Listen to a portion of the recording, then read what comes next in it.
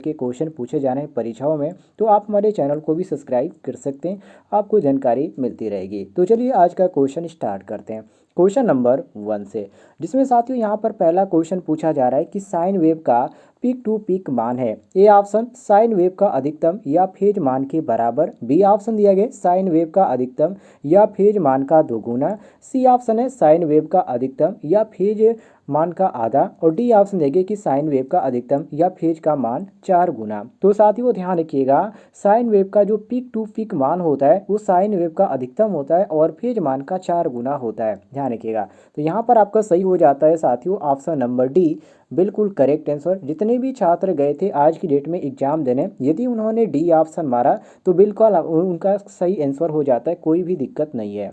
आगे बढ़ते हैं अगले क्वेश्चन पे, क्वेश्चन नंबर 2 पे, जिसमें साथियों क्वेश्चन नंबर 2 में पूछा जा रहा है कि एसी का सबसे सामान्य वेव फॉर्म है। ए ऑप्शन वर्ग, बी ऑप्शन त्रिकोणीय, C option sinusoidal, D option sawtooth. तो साथियों यहाँ पर सही हो जाता है सी ऑप्शन, जिसका यहाँ पर सी ऑप्शन दिया गया साइन साइडल। तो सी ऑप्शन क्वेश्चन के अनुसार हमारा करेक्ट आंसर हो जाएगा, सभी लोग मिला लीजिएगा।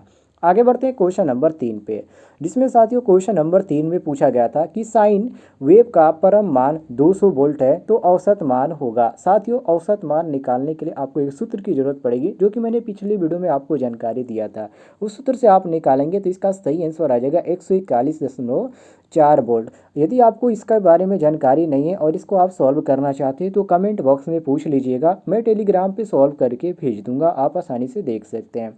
आगे बढ़ते हैं क्वेश्चन नंबर 4 पे, जिसमें साथियों क्वेश्चन नंबर 4 में पूछा गया था कि गौण अर्धचालक है। ए ऑप्शन रोगन किया अर्धचालक, बी ऑप्शन दिया गया शुद्ध अर्धचालक, सी ऑप्शन दिया गया अच्छा रोधक, और डी ऑप्शन दिया गया अच्छा चालक। तो साथियों यहाँ पर सही हो जाता है ऑप्शन नंबर ए, रोगन किया अर्धचालक। तो यहाँ पर क्वेश्चन के अनुसार हमारा जो सही हो जाता है ऑप्शन नंबर ए, बिल्कुल करेक्ट आंसर हो जाता है।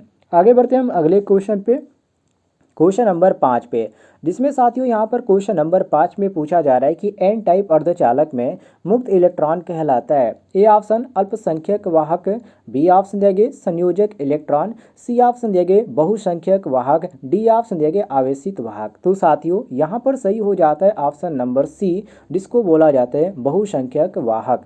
सी ऑप्शन हमारा क्वेश्चन के अनुसार करेक्ट आंसर हो जाएगा। आगे बढ़ते हैं साथियों क्वेश्चन नंबर 6 पे, जिसमें साथियों क्वेश्चन नंबर 6 में पूछा जा रहा है कि एन टाइप अर्धचालक में छिद्र इलेक्ट्रॉन कहलाता है। ए ऑप्शन अल्पसंख्यक वाहक, बी ऑप्शन दिया गया बहुसंख्यक वाहक, सी ऑप्शन दिया गया प्रोटॉन, और डी ऑप्शन दिया गया आवेशित वाहक। तो साथियों यहाँ पर सही हो जाता है आपका ऑप्शन नंबर ए, जिसको बोला जाता है अल्पसंख्यक वाहक। तो ए ऑप्शन हमारा क्वेश्चन के अनुसार करेक्ट आंसर हो जाएगा।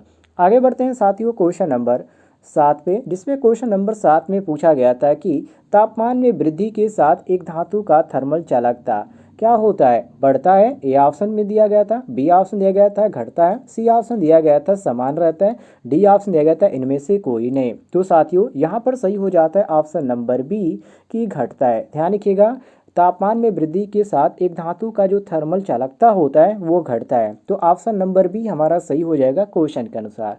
आगे बढ़ते हैं हम क्वेश्चन नंबर 8 पे, जिसमें साथियों क्वेश्चन नंबर 8 में पूछा गया था कि स्टील में कार्बन सामग्री की वृद्धि के साथ अधिकतम स्ट्रेंथ क्या होता है। ए ऑप्शन बढ़ता है, बी ऑप्शन घटता है, सी ऑप्शन समान रहता है, डी ऑप्शन इनमें से कोई नहीं। तो साथियों यहाँ पर सही हो जाता है ऑप्शन नंबर बी।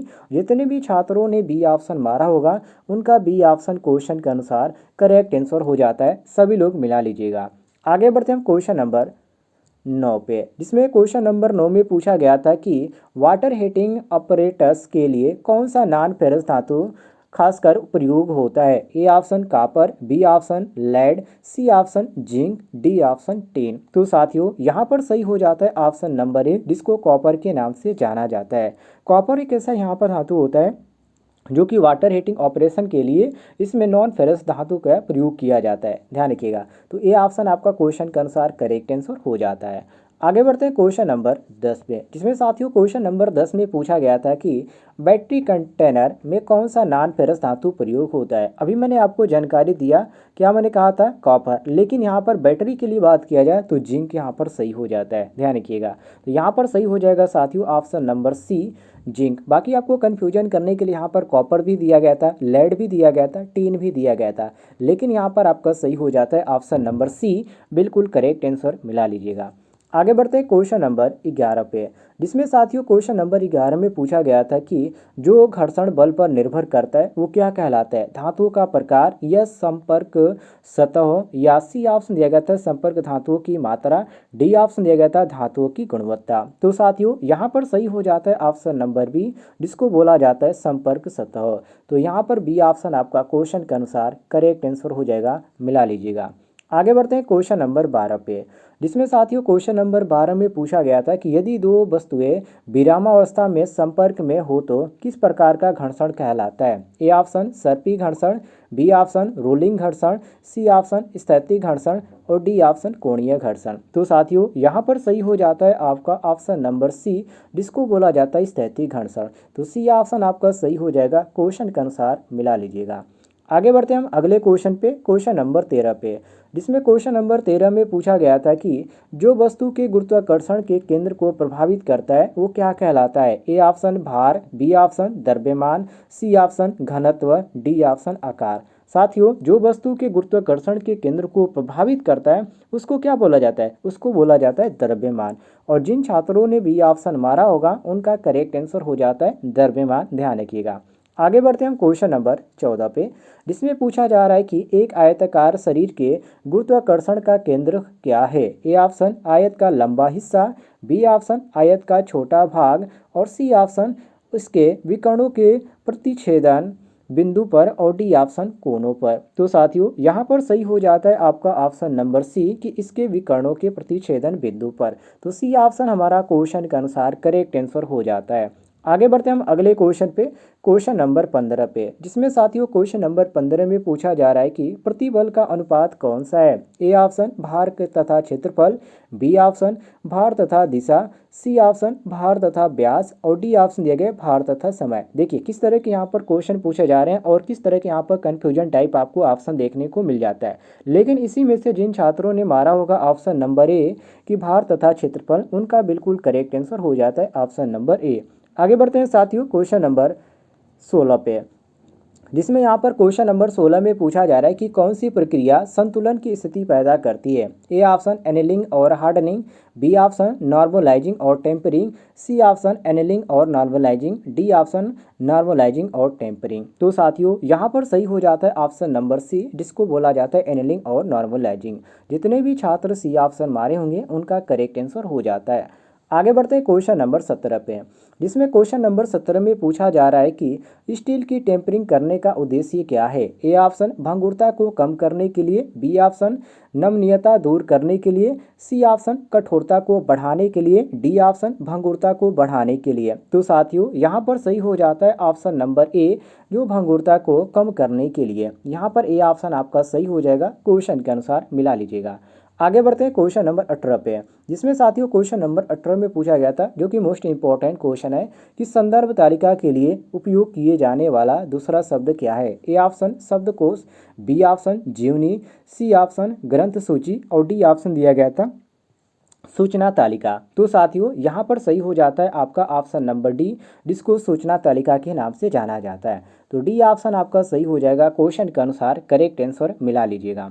आगे बढ़ते हैं हम क्वेश्चन नंबर 19 पे, जिसमें क्वेश्चन नंबर 19 में यहाँ पर पूछा जा रहा है कि अभिवाह घनत्व, जिसको हम फ्लक्स डेंसिटी बोलते हैं, कि एसआई इकाई है। A option weber, B option weber metre, C option ampere turn प्रति वेबर और डी ऑप्शन टेस्ला। तो साथियों यहाँ पर सही हो जाता है आपका ऑप्शन नंबर डी, जिसको टेस्ला के नाम से जाना जाता है। मतलब कि जो फ्लक्स डेंसिटी होती है उसकी जो इकाई होती है वो टेस्ला होती है। तो डी ऑप्शन आपका सही हो जाएगा क्वेश्चन के अनुसार। आगे बढ़ते हैं क्वेश्चन नंबर 20 पे, जिसमें साथियों क्वेश्चन नंबर 20 में यहाँ पर पूछा जा रहा है, मैं इसको थोड़ा सा जूम कर देता हूँ। इसमें कहा जा रहा है कि लौ किस्म के उपकरणों को हिलाने के लिए किस प्रकार के इलेक्ट्रिक करंट प्रभाव का प्रयोग किया जाता है। रासायनिक प्रभाव या तापीय प्रभाव या भौतिक प्रभाव या चुंबकीय प्रभाव। तो साथियों यहाँ पर सही हो जाता है ऑप्शन नंबर डी, जिसको चुंबकीय प्रभाव के नाम से जाना जाता है। उम्मीद है आपको जानकारी पसंद आई होगी। पसंद आई तो वीडियो पर लाइक कीजिएगा और यदि आप हमारे चैनल पर नए हुए तो आप चैनल को भी सब्सक्राइब कर सकते हैं। डेली जो भी क्वेश्चन पूछे जा रहे हैं आपको सॉल्व करके मिल जाएंगे।